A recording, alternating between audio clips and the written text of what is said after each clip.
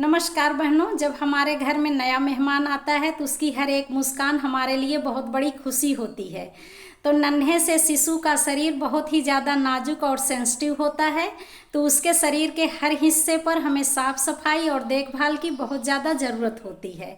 तो चलिए आज हम बताते हैं आपको बेबी बॉडी पार्ट्स और उसके क्लिनिक व केयरिंग के बारे में, जिससे आपका बच्चा हेल्दी और खुश रहे। और वीडियो के आखिरी में हम आपको एक सीक्रेट टिप देंगे जो कि 90% पेरेंट्स भूल जाते हैं, और वही हमारे बच्चे को इन्फेक्शन होने से बचाता है। तो आप वीडियो को आखिरी तक ज़रूर देखिएगा। तो चलिए आज हम आपको बताते हैं कि हम अपने नन्हे से शिशु के फेस को कैसे साफ करेंगे, क्योंकि हमारे बच्चे के फेस बहुत ही ज़्यादा नाजुक होते हैं। तो हम अपने बच्चे के चेहरे को साफ करने के लिए कॉटन का मुलायम कपड़ा लेंगे और कुनकुना पानी का इस्तेमाल करेंगे। बच्चे के चेहरे को हल्के हाथ से पोंछकर हमें साफ करना है। बच्चे के ओठ और नाक के पास दूध जम जाता है तो उसको हमें हल्के हाथ से साफ करके पोंछना चाहिए। अब हम चलिए अब बच्चे के आँख के बारे में बात करते हैं। तो बच्चे के आँख में धूल का कण या तो दूध का कण चला जाता है, तो उसको साफ करने के लिए हमको मुलायम कॉटन का कपड़ा और उबला हुआ ठंडा पानी का इस्तेमाल करना है। और दोनों आँख के लिए हमको अलग अलग कॉटन का कपड़ा रखना है। हमें याद रखना है कि दोनों आँख एक कपड़े से नहीं साफ करना है, दोनों आँख के लिए हमें अलग अलग कपड़ा यूज करना है। अब हम चलिए कान के बारे में बात कर लेते हैं। तो हमारा जो नन्हा सा शिशु होता है उसका कान बहुत ही नाजुक होता है, तो उसके कान के बाहर का भाग हमें मुलायम कॉटन के कपड़े से पोंछकर साफ करना चाहिए, और कान के पिछले भाग को भी हमें पोंछकर साफ करना चाहिए। और हमें कान के अंदर कोई भी ब्रांड्स नहीं डालना है। कान के अंदर हमें कोई भी चीज़ बाहरी नहीं डालनी चाहिए। अब हम चलिए बच्चे के नाक के बारे में बात कर लेते हैं। अगर हमें लगता है कि बच्चे के नाक में किसी प्रकार की रुकावट है तो हम बेबी नोजल ड्रॉप्स का इस्तेमाल कर सकते हैं, और कॉटन का मुलायम कपड़ा लेके बाहर वाला भाग हम पोंछ के साफ कर दें। नाक के अंदर हमें नोकीली कोई भी चीज़ नहीं डालनी चाहिए। अब चलिए हम बच्चे के मसूड़ और जीभ के बारे में बात कर लेते हैं। तो बच्चे को भले ही दांत न निकले हों, लेकिन हमें दूध पिलाने के बाद बच्चे के मसूड़ों को और जीभ को साफ करनी चाहिए। तो हम अपनी उंगली को साफ करके उंगली में कॉटन का मुलायम कपड़ा लपेट करके और कुनकुने पानी से अपने बच्चे के मसूड़ को और जीभ को पोंछकर साफ करते हैं, तो बच्चे का ओरल हेल्थ हेल्दी रहता है। और अब हम बच्चे की बात कर लेते हैं त्वचा के बारे में।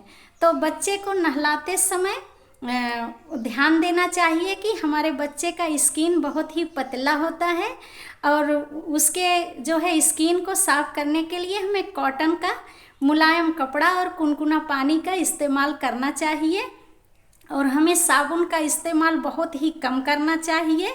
हमें बेबी सोप का इस्तेमाल करना चाहिए। और बच्चे को नहलाने के बाद हमें नारियल ऑयल या फिर बेबी ऑयल का मसाज करना चाहिए। बच्चे को जब हम मालिश कर देते हैं तो बच्चे का ब्लड सर्कुलेशन अच्छे से चलता है और बच्चा आराम महसूस करता है और वो बच्चा सो जाता है। और अब हम चलिए बच्चे के हाथ पैर की बात कर लेते हैं, जिसका इस्तेमाल बच्चा हमारा बहुत ज़्यादा करता है।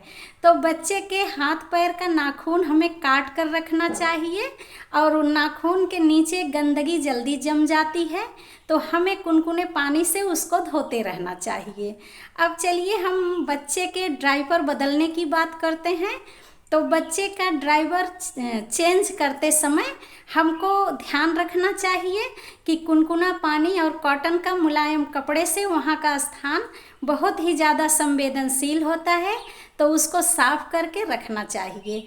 तो बच्चे के वहाँ हमें याद रखना चाहिए कि बच्चे के डायपर चेंज करते समय वहाँ सुखवा कर पोंछ के एकदम साफ़ सुथरा रखना चाहिए और सूखा हुआ रखना चाहिए, नहीं तो बच्चे को इन्फेक्शन या रेशेस होने का डर होता है।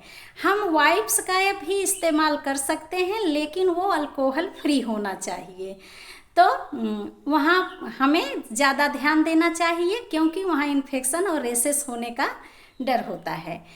और हम चलिए अब बच्चे के जो है ये तो रहा बच्चे के बॉडी पार्ट्स के क्लीनिक और केयरिंग के बारे में।